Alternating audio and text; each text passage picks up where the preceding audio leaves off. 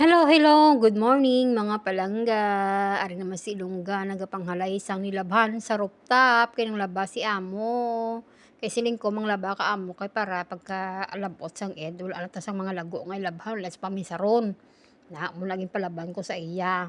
Pinduton niya lang ang washing machine bawa sa pagpindot lang hindi pa mapindot.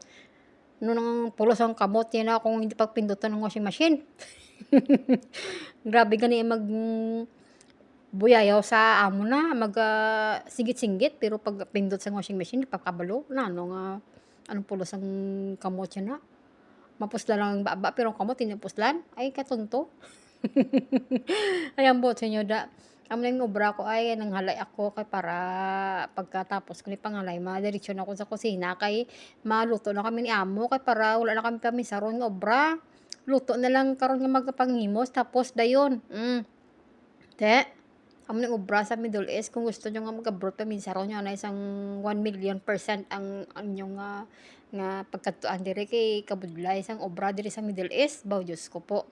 Kada tuig may Ramadan nga daan di kinahanglan 1 month gid ang imong, resistensya sang kalawasan mo.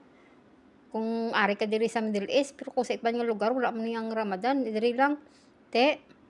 Amo na ning obra sini adlaw-adlaw na lang ni.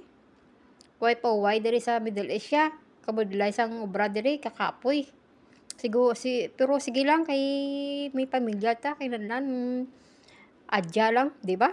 Ah, sige na nga mga palangga kay daw kakapoy lang gid sang voice over, gamala na nga akon nga tutunan sang hambal, kakapoy. Sige na mga langga, thanks for watching.